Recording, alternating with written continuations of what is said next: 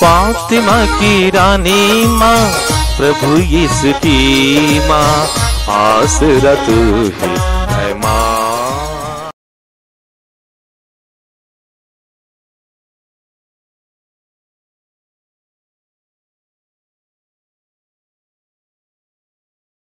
पहला पाठ प्रेरित चरित्र अध्याय 16 पद संख्याएं 1 से 10 तक।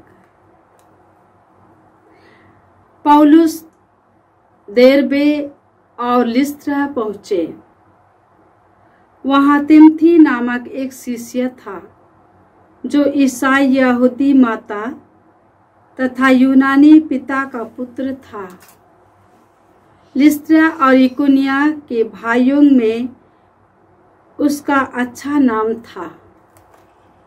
पौलुस चाहता था कि वह यात्रा में उसका साथी बने। उस प्रदेश में रहने वाले यहूदियों के कारण उसने तिमथी का खतना कराया, क्योंकि सब जानते थे कि उसका पिता यूनानी है। वे नगर नगर जाकर यरूशलेम में प्रेरितों तथा पुरोहितों द्वारा किए हुए निर्णय सुनाते तथा उनके पालन का आदेश देते थे। इस प्रकार कलीसियाओं का विश्वास दृढ़ होता जा रहा था और उनकी संख्या दिन दिन बढ़ती रही थी। जब पवित्र आत्मा ने उन्हें एशिया में वचन का प्रचार करने से मना किया तो उन्होंने फ्रिजिया तथा गलातिया का दौरा किया। मिसिया के सीमांतों पर पहुंचकर वे बिथिनिया जाने की तैयारी कर रहे थे कि यीशु की आत्मा ने उन्हें अनुमति नहीं दी। इसलिए वे मिसिया पार कर त्रोआस आए। वहां पौलुस ने रात को एक दिव्य दर्शन देखा। एक मकेदोनी उसके सामने खड़ा होकर यह निवेदन कर रहा था, आप समुद्र पार कर मकेदोनिया आइए और हमारी सहायता कीजिए।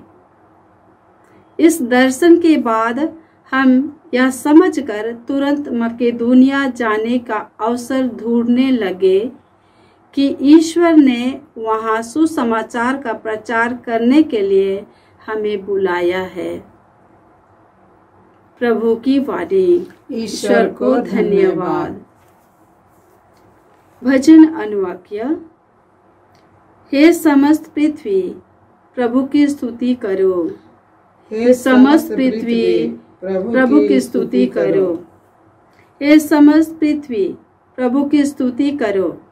आनंद के साथ प्रभु की सेवा करो। उल्लास के गीत गाते हुए उसके सामने उपस्थित हो जाओ। अनुवाक्य। हे समस्त पृथ्वी प्रभु की स्तुति करो। हे समस्त पृथ्वी प्रभु की स्तुति करो। यह जान लो कि वही ईश्वर है। उसी ने हमको बनाया है। हम उसी के हैं। हम उसकी प्रजा, उसके चरागाह के भेड़े हैं। अनुवाक्य। हे समस्त पृथ्वी प्रभु की स्तुति करो। हे समस्त पृथ्वी प्रभु की स्तुति करो। ओह, ईश्वर कितना भला है। उसका प्रेम चिरस्थायी है। उसकी सत्य प्रतिज्ञता युगानुयुग बनी रहती है। अनुवाक्य। हे समस्त पृथ्वी प्रभु की स्तुति करो। हे समस्त पृथ्वी प्रभु की स्तुति करो। जय घोष। हालेलुया।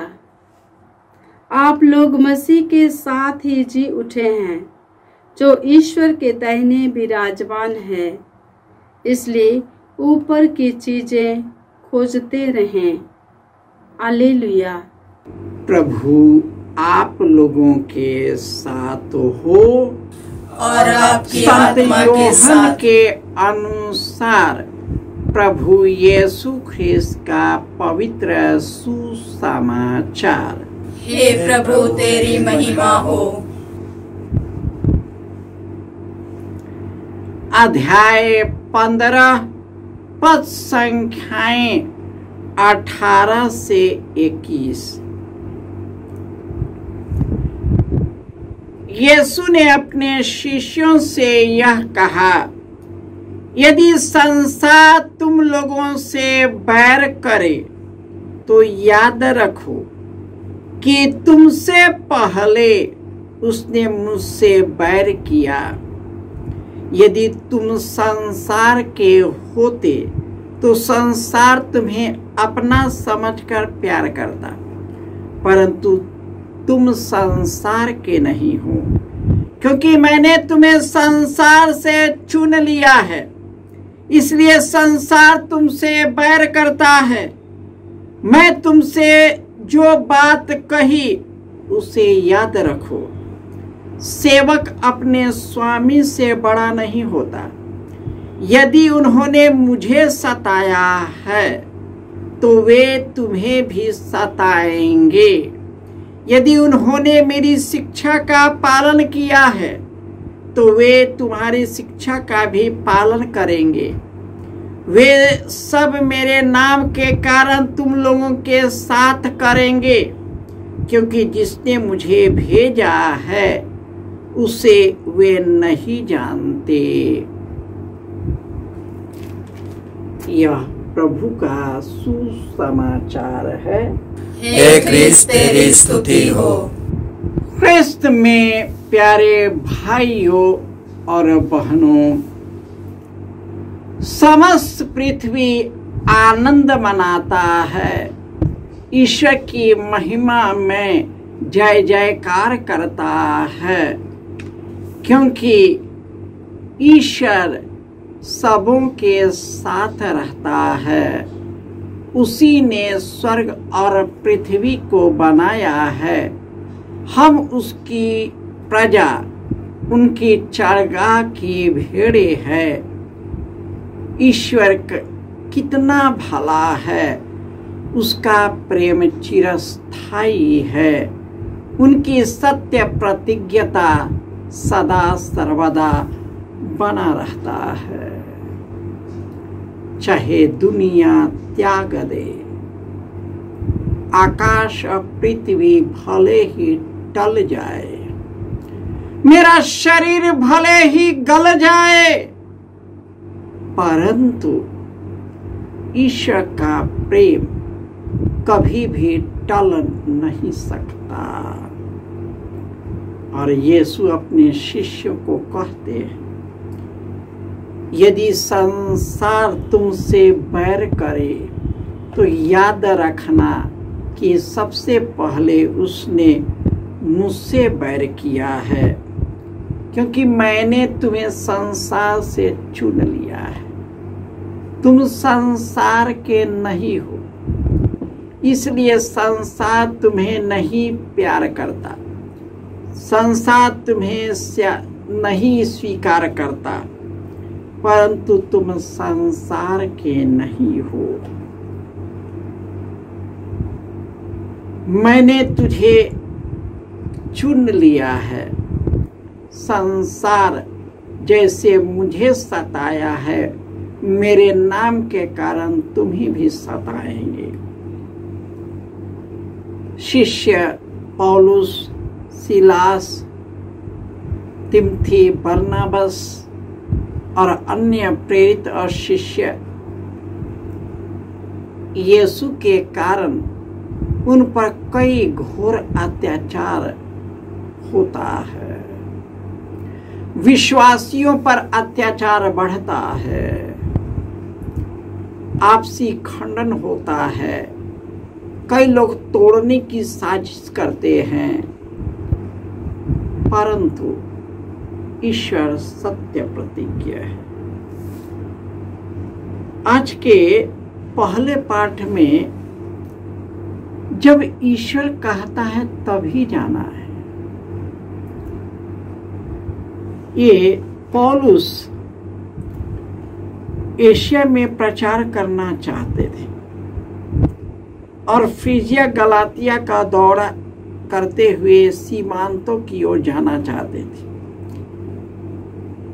और वे बिथानिया जाना चाह रहे थे, लेकिन यीशु की आत्मा ने उसे अनुमति नहीं दिया। तब पौलुस ने रात को एक दिव्य दर्शन देखा कि मकेदोनिया में कोई खड़ा है। उसे निवेदन करा कि आप चलिए और हमारे पास चलिए और हमारी सहायता कीजिए। कभी कभी हम जो कार्य करते हैं लगता है कि वही सही है, परंतु यह सही है कि जब हम कार्य करते हैं पवित्र आत्मा की परख करना कि पवित्र आत्मा क्या कहता है। कभी कभी हमारा व्यक्तिगत आत्माएं ईश्वर की आत्माएं के विरुद्ध हो जाता है कभी कभी। इसलिए बहुत जरूरी है कि हम प्रार्थना में अपने आप को सजग पाए, ताकि जो हम कर रहे हैं ईश्वर की आज्ञा के विरुद्ध नहीं हो, यीशु की शिक्षा के विरुद्ध ना हो और वह शिक्षा सबों में व्याप्त हो। लेकिन हम सीमित व्यक्ति है, उसी सीमित संसाधनों के द्वारा हमें कार्य करना है। ईश्वर करेगा, हमारे बाद बंद नहीं होगा। कई लोग दुखी और चिंतित है, मेरे जाने के बाद क्या होगा। अरे ईश्वर सत्य प्रतिज्ञ है, हम रहे या न रहे ईश्वर कार्य करेगा। हमारे चले जाने के बाद ईश्वर खुद और विधान प्रकट करेगा, लेकिन वैसा ही नहीं करेगा जैसा हम चाहते हैं और आप चाहते हैं। ईश्वर हो सकता है अद्वितीय रूप में जैसे हम किए थे वैसा ना करे, क्योंकि ईश्वर नया है, सब कुछ को नया बनाता है, सबको नई दृष्टि में ले जाता है। इसलिए ईश्वर अथाह है, उसकी अथाह की था कोई नहीं ले सकता। परंतु जो कोई उसके विश्वास करते हुए उनके शिक्षा में दृढ़ रहता है, ईश्वर उसे अपना बना लेता है, उसे अपना बना लेता है।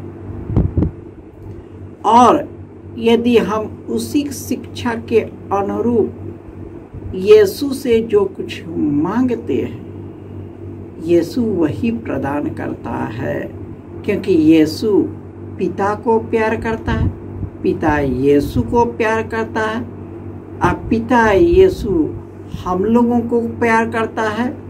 पवित्र आत्मा हमारे और आपके द्वारा कार्य करता है, जो यीशु और पिता ईश्वर से जुड़ा होता है। हम जो भी कार्य करते हैं, हर एक पल हर एक समय हमें हृदय और मन की थाह लेना है कि जो कार्य कर रहे हैं वह ईश्वर की महत्तर महिमा के लिए करें या अपने व्यक्तिगत महिमा के लिए।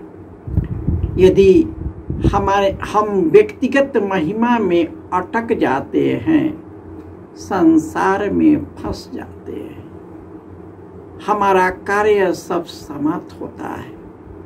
परंतु जब पवित्र आत्मा द्वारा संचालित जीवन जीते हैं, हम ईश्वर के पुत्र और पुत्रियां बन जाते हैं और हम ईश्वर के साथ एक आत्मा बन जाते हैं, एक नया आत्मा बन जाते हैं जिसका मिलन प्रभु से होता है